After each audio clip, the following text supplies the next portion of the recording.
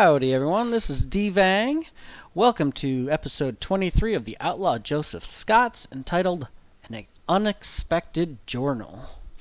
In this episode, Joseph's going into the mines, actually into the Targa Plateau, searching for a lost expedition who had some journal pages which can help save the town, which is being overrun by small monsters. So, without further ado, let's get right to the board and the action. Alright, here we are, folks. So, this is going to be City of the Ancients mission number 6, called Frozen Expedition. A recent expedition to the Targa Plateau brought back a small collection of ancient frozen creatures to study. They had begun to wake up and attack. The expedition's notes were lost and scattered when the group was attacked in the other world. But those journal pages may hold the key of how to stop these creatures before the whole town is destroyed. Interesting. So, the setup, obviously, is the mine entrance leading directly to a gate. And the heroes start on the mine entrance tile as normal. The goal is the heroes must find and collect 5 lost journal pages to get enough information to stop the creatures. Every clue icon found on an exploration token represents D3 lost journal pages. So 2 clue tokens is possible, because we need 5, and that's a D3 each. Could be 3, could be 4, could be as many as 5, but not more than 5. If I roll, a 1 or 2 on all of the dice for each of those tokens. Once any encounters or attacks on that exploration token have been fully resolved, those lost journal pages are collected, and we have these journal page tokens. Are very convenient. Then the heroes must get back to town to help stop the creatures. That's interesting. Special rules. All gates lead to Targa. So all gates in this adventure lead to the Targa Plateau, even gates found in the Targa Plateau. They just lead to a different part of the Targa Plateau. When the heroes discover the clue icon with the last journal pages they need, enough to give them at least 5, they have found the objective room where the original expedition had been attacked. We'll ignore any attacks or encounters listed on that final token. Also ignore any doors or gates. The objective room has no exits. Pretty standard for an objective room. Reveal all growing dread cards, and then the heroes must face an epic threat. In this case, Joseph faces a high threat. Then once all enemies have been defeated, the heroes collect the final lost journal pages they need and must return to the town to help stop the creatures and complete the mission. Back to town. Once the heroes have collected enough lost journal pages, the adventure ends, but the mission continues. The heroes must travel back to town as they normally would between adventures. So we're going to get a little bit extra at the end here. Once in town, before doing anything else, each hero must make a lore 5+ test. You get a lore to 3, that's not too bad, to help stop the creatures. Gain 10 experience for each 5+ rolled. For each hero that fails the test, 1 random building in town is destroyed before the creatures can be stopped. As a reward, each hero gains 50 experience points, and they also gain $250 if no buildings were destroyed. If the mission has failed, the heroes do not get back in time to save the town, and it is overrun and destroyed. The heroes may not visit the town, but must proceed instead directly to the next adventure. Also, each hero takes D3 corruption hits from the site of the mangled remains of the town they failed to save. Interesting. So there we go. Alright, and we will leave it at that. So, typically, and as a reminder, both of his pistols now have the Darkstone grip. So we will start by trying to hold back the darkness. An 8 will hold back the darkness. So then Joseph gets to move. A 2 or a 1. Well, I guess I'll take the 1 at this point. That will get him his grit. Remember, he starts with 1 corruption and 2 wounds from his adventure in town. And then he will attempt to scavenge. You know, remember he gets his once or twice, you know, test and, you know, bad things happen and then he gives up. That does not scavenge, so that's still good. And it is time to hold back the darkness. A 6 will not. That pushes our track up by 1. Joseph gets to move. A 3 or a 2, well I guess we'll go 3. And we'll give it another shot at scavenging. Fails again. Third round, hold back the darkness. An 11 will succeed. Joseph's movement. Oops. In the box, a 4 or a 3, both of which are enough to move him there to the end, and he will look through. And let's see what we see. This is obviously into Targa. We get a cryo chamber.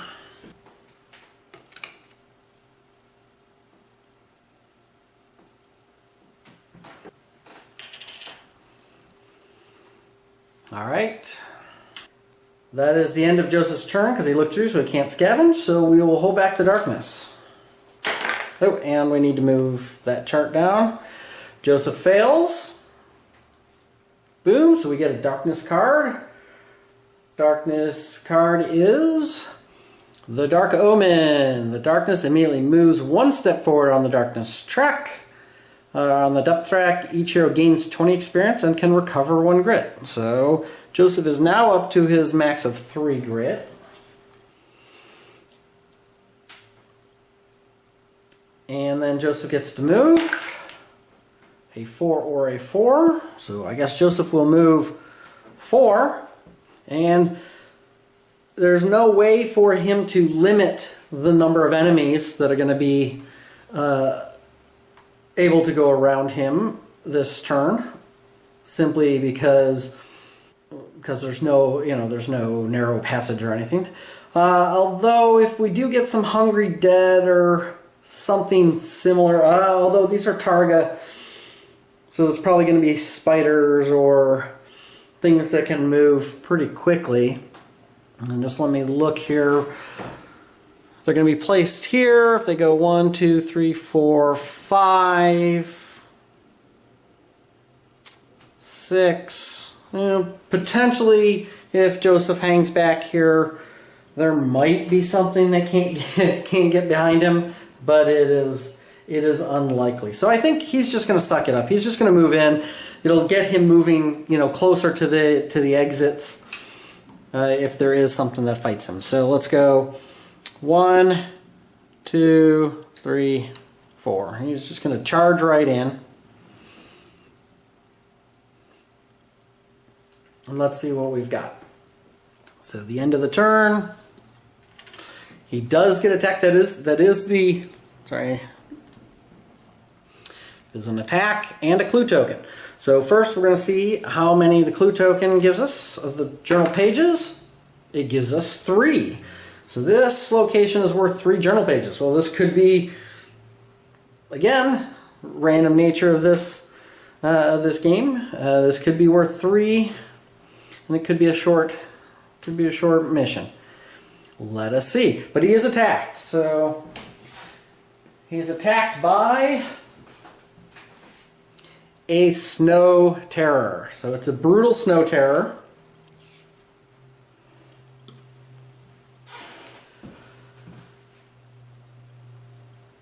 And I do not need that, so let's bring this down. Oh, and I should say there's 2 exits, so yes, there are 2 exits on this tile. Now, the rules don't have anything regarding what happens regarding the brutal side of the card and mixing that with the special world, i.e. like the snow terrors. The snow terrors modify night terrors with the following. So they have a 4 defense, a 4 initiative, and are worth more experience points. So what I've done with my group before, and what I'm going to do here, I'm actually still going to combine them with the Brutal.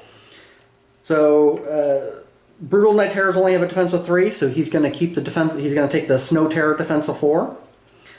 The Night Terrors already have an initiative 4, as do the Snow Terrors, so that will stay the same. And then the experience points. So the Brutal Night Terrors are worth 20 plus 5 each, and the Snow Terrors are worth 30 plus 5 each. So it's going to be worth the Snow Terror experience points. So in essence, it's a Brutal Night Terror, but with a defense of 4. And they are initiative 4. So we're going to start with Holding Back the Darkness. A 4 will fail, and that will get us another Darkness card. Chill of the Grade. Undead enemies are now +1 initiative and +1 combat, and that will stay in play there. Actually, keep this down here with the enemies. And then the Snow Terror gets to go first. So the Snow Terror will charge Joseph. 2, 3, 4. Rawr. Actually, yeah, it doesn't really matter. It's the same distance. We can zoom in just a smidgen here.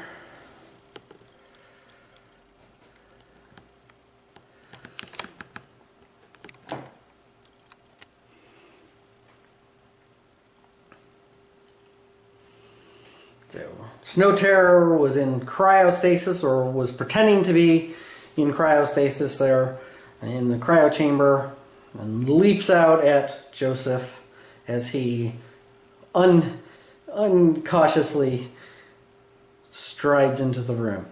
So the Brutal Night Terror gets 4 dice, hitting on 5s, with each hit doing 4 points of damage. So 2 hits. Joseph gets 2 saves. Well, each hit counts as 2 hits, so that's actually 4 saves, defense saves that Joseph has to make. Hey, and he saves 2 of them. Is it worth using a grit? And each one of those is worth 4 damage, but he's only got a 5 or 6 to block it. I think he's going to take it. He's going to save that grit. So that's going to be 8 dice, 8 armor saves.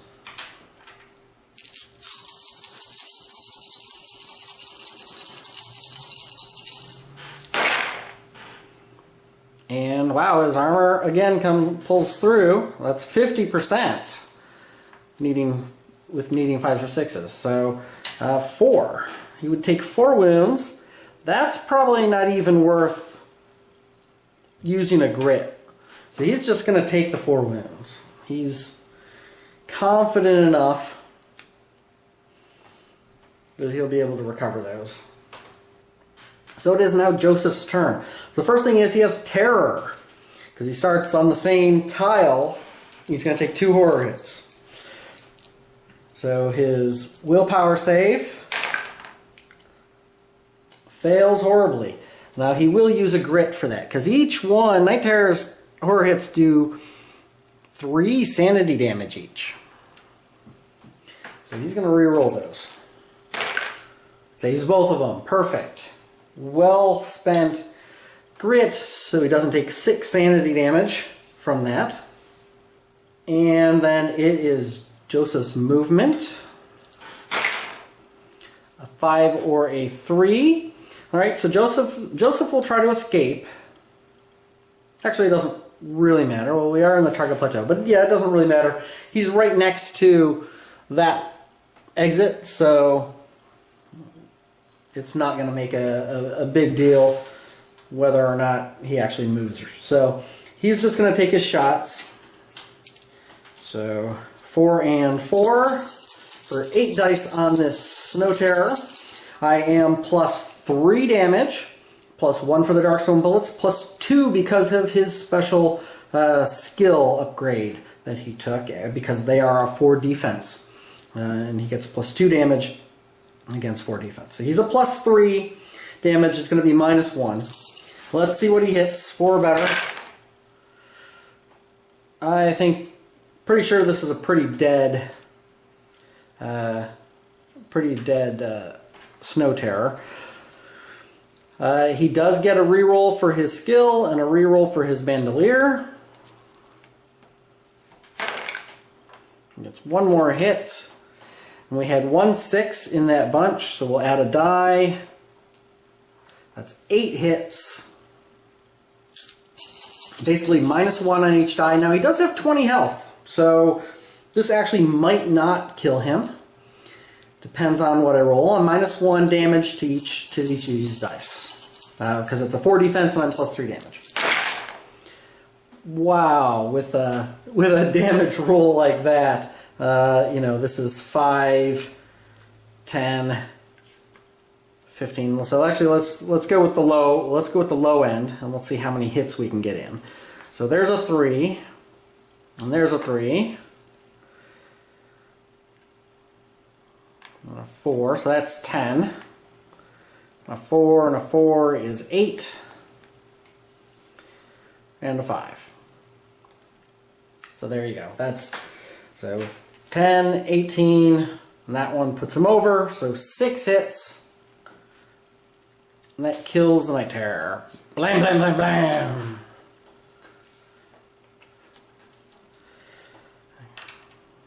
A little bit of a waste of some good rolls there, but it does kind of bode well. Of course, now I said something. That is going to be the end of Joseph's luck. Good rolling, but there you go. So he has gotten his 3 journal pages, so he's off to a good start. So at most, 2 clue tokens left. Which then again, given the number of clue tokens, it could take him, 5 or 6 exploration tokens to get those two clue tokens, or even 1 clue token. That is the end of the Brutal Night Terror. So he's going to get he gets 1 wound healed because of his belt buckle. Then he gets to catch his breath for a D3. He heals 1. So he's at 4. Still not too bad, given everything. 2 more than he walked in with. And then he gets a loot card. Oops. And his loot card is D6 times $25. $25. Then Joseph needs to hold back the darkness. A 9, he succeeds. Then he gets to move. Double 5s. Alright, well, doesn't really matter. Joseph will come here. Let's look through and see what we see. He finds a frozen fork. Alright, let me zoom back out here.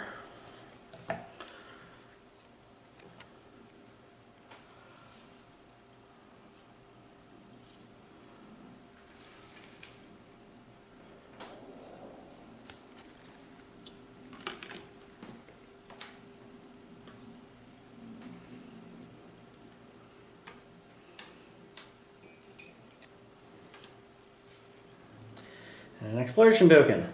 So now Joseph gets to reveal the exploration token. Okay, well, 2 exits, which there are on that, and an ambush attack. More attacks. Okay, so Joseph is attacked by... He's ambushed by a Targa pylon. How strange. Simply because it's the most inconvenient. Let's put the Targa pylon right there. He didn't notice it. It was right there. Blended into the wall, apparently. Okay, so a brutal Targa pylon has initiative of 5. So it will go first. Let's start with holding back the darkness. A 7 is good enough. It does not move, so it will shoot 1 die Hitting for a 3+, so it hits. Each hit counts as a d6 hits, so it's actually 2 hits. So Joseph makes 2 defense rolls. Does not save either one of them. Yeah, I think he'll take it. So each is 3 damage. So that's going to be 6 points of damage for armor saves. Well, that was not good. So he saves 1. So he will spend a grit to reroll his armor saves.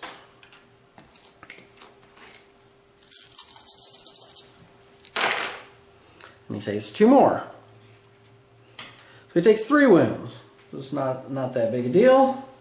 Say that now, but of course, you never know. Could become decisive, those 3 wounds. That occasionally happens. Joseph's turn. Alright, well, he didn't have much trouble with the brutal snow terror. The pylon only has 12 health and a 4 defense. Unlikely he's going to fare any better. But you never know. So 8 dice, hitting on 4s. As Joseph turns, he's surprised by that Targa pylon, and he's going to blast it. Kapow! Alright, well, he hits 50% with 2 6s, which is nice. And then he gets his rerolls. He has 3 of them. Oops. Put that in. Oh, even those still missed. Alright, but he gets an extra die for each of those 6s, so that's still 6 hits. Again, minus defense of 4 with plus 3 damage, so it's minus 1 on each die, and I need 12 points of damage. So that will do nothing. Alright, and again, this is a large, so it's going to be per hit, so let's do the smallest ones first. So 3, 6, and 4 is 10. So, and 5 is 15, so 1 extra. So 4 hits, and that will kill the pylon. Kablooey. Or does it go? I don't know. Yeah, ancient technology.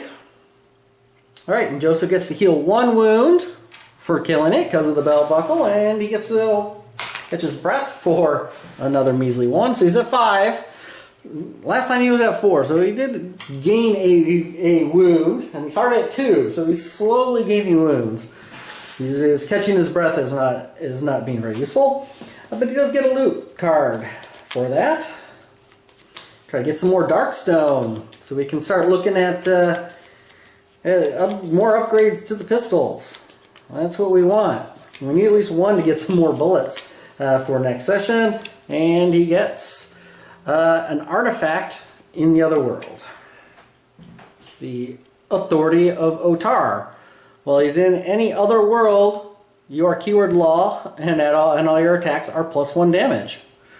It is an icon, and it does not take up a slot, so that's pretty friggin' awesome. Wow. It's probably the only good Targa artifact that's left in there.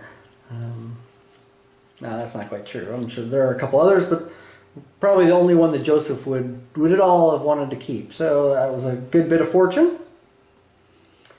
And it is time to hold back the darkness. Double threes. Double threes is creeping darkness. Move the darkness 2 steps forward. 1, 2. And that puts us, you can see, it puts us at 6 and gets us a Growing Dread card. And that is going to be, I think, Joseph's nemesis here is getting through before the darkness goes. As it usually is one of his bigger challenges. Joseph gets to move. So a 4 and a 2. While he's in the other world, a 4 won't get me anywhere. 1, 2, 3, 4 won't get me there. So I'm actually going to take the 2. Because in the other world, a 2 gets me a grit. In Targa.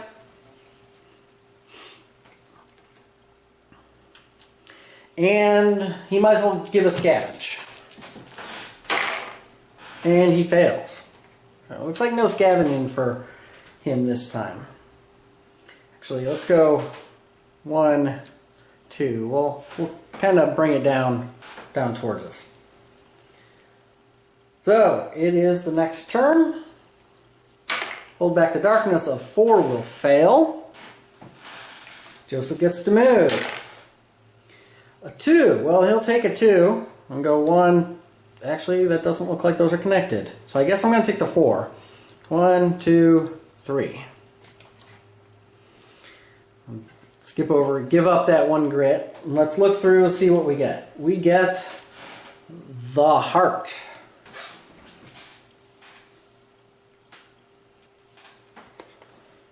And that orients this way, like so.